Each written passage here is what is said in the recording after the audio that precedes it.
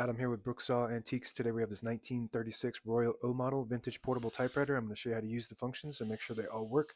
Made in the USA and one of the most iconic machines of all time.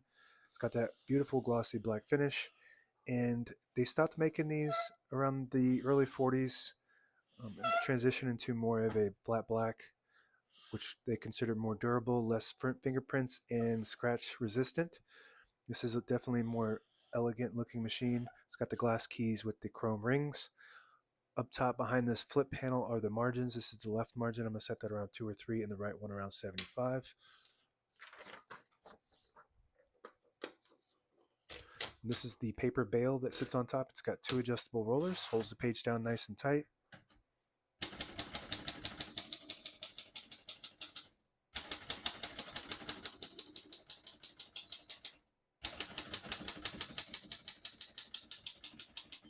Once you hear the bell, you're near the end of the margin. Hit this line space, get you back to the beginning, and skips 1 or 2 spaces. Right now we have it on single, but if you want double, just flip that switch forward right there. It skips 2.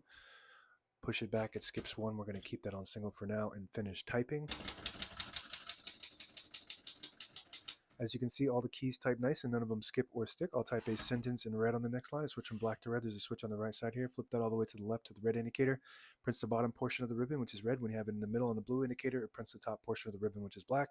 When you have it all the way down and to the right, it prints no ink at all. It just leaves a stencil for copying purposes. We're going to move that to red.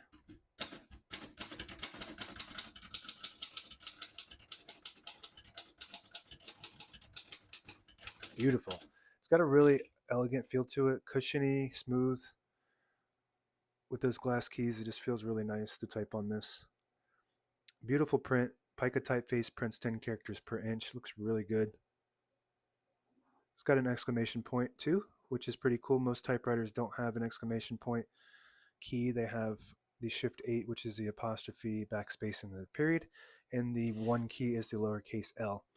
To pull the page out easy, there's a switch on the right side. Flip that towards you. It unlocks the rollers underneath the platen, allowing you to pull the page out easy or load thicker paper like carbon copy or cardstock.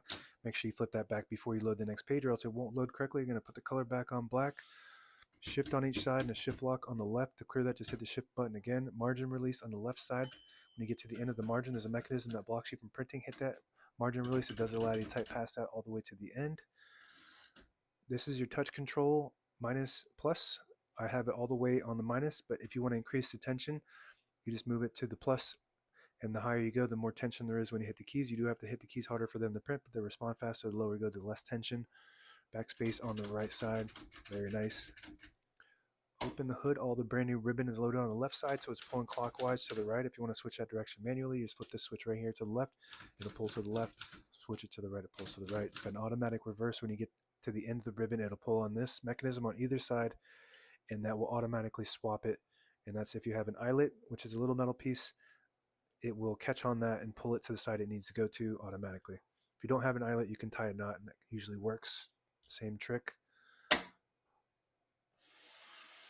Carriage release on both sides. Super smooth carriage glide.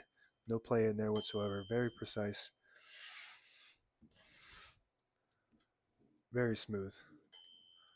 If you push the button on the left knob, it disables the spacing so you can get to an exact spot on the page. You let it go, you get the clicks. Each one of those clicks is 1 space, and the same concept with the lever on the very top. Disables the spacing. You just want to be careful when you do that because you will lose your line.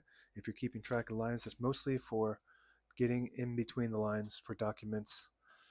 And that's it. Now available on eBay or Etsy or my new website, brooksawantiques.com.